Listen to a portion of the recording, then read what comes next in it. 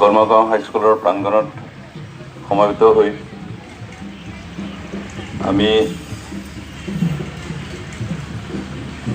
বিশেষকৈ যোৱা বছৰৰ 27 জানুৱাৰীত যে BTR চুক্তি স্বাক্ষৰ কৰা হ'ল তাৰ এবছৰ পূৰ্তি হোৱাৰ কাৰণে যোৱাকালিৰ পৰা যি এটা বৰ্ষপূৰ্তি পালন কৰা হৈছে তাৰ লগত সংগতি ৰাখি আজি এটা সাংস্কৃতিক সমাৰোহ ওদালগুৰিত আয়োজন কৰা হৈছে। ইয়াৰে এই শুভাৰম্ভণত উপস্থিত আমাৰ ওদালগুৰি জিলাৰ মাননীয় উপায়ুক্ত মহোদয়, ইয়াৰ উপস্থিত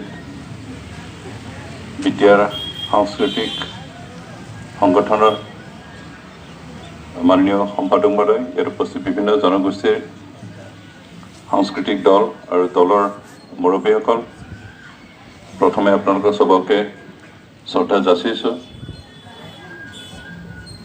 আজি যি কাৰ্যসূচী সেই কাৰ্যসূচীত আচলতে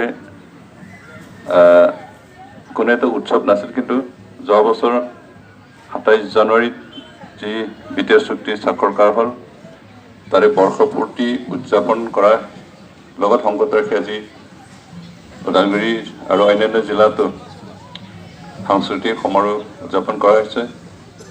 আৰু এই উদযাপনৰ জৰিয়তে আমাৰ বিভিন্ন জাতি জনগোষ্ঠীৰ মাজত এটা ঐক্য সংহতি আৰু মিলাপ্ৰীতি আনাৰ এটা উদ্দেশ্য আগত ৰাখি এই সমাৰোহ আয়োজন কৰা হৈছে। সেইকাৰণে আমি আমাৰ লগত যিমান জাতি জনগোষ্ঠী আছে সকলো জনগোষ্ঠীৰ সাংস্কৃতিক দল আমি ইয়াত আহ্বান জনাইছোঁ।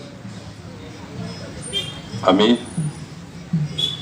এই যাত্ৰাৰ জৰিয়তে যাতে আমাৰ গোটেই BTR অঞ্চলত এটা মেছেজ দিব পাৰোঁ যে BTRত বৰ্তমান শান্তি বিৰাজমান হৈছে আৰু আমি বিভিন্ন জাতি জনগোষ্ঠীৰ মাজত অন্তত বিগত 20-25 বছৰ আগত তেনেকুৱা পৰিৱেশ আছিল। বিভিন্ন জাতি জনগোষ্ঠীৰ মাজত এটা অবিশ্বাস, সন্দেহ, অসূয়া তেনেকুৱা ভাৱবিলাক আছিল, সেইখিনি নাইকিয়া হ'ল আৰু এতিয়া আমি শান্তিৰে মিলাপ্ৰীতি জীয়াই থাকিব পৰা এটা পৰিৱেশ আহিছে।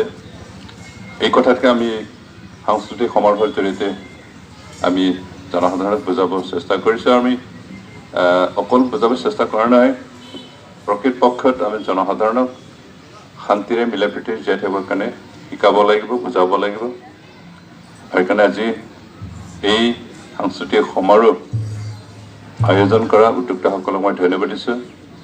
এনেকুৱা এটা সুন্দৰ পৰিৱেশ আনিবৰ কাৰণে যি চেষ্টা চলাইছে আৰু আমি আশা কৰোঁ এই চেষ্টা ফলৱৰ্তী হ'ব, আমাৰ ৰাইজৰ মাজত এটা শান্তিৰ পৰিৱেশ যি আৰম্ভণ হ'ল ই যুগমীয়া হ'ব।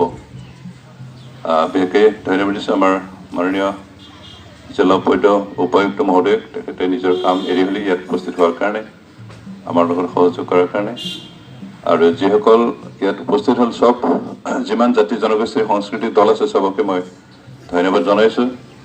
আৰু আমি শান্তি প্ৰিয় শৃংখলাবদ্ধভাৱে এই সমাৰোহ উদযাপন কৰিম। সমাপন হোৱালৈকে আমি যাতে শৃংখলাবদ্ধভাৱে আমাৰ কাম সমাপ্ত কৰিব পাৰোঁ তাৰ কাৰণে সকলোকে চেষ্টা চলাবলৈ মই আহ্বান জনাইছোঁ।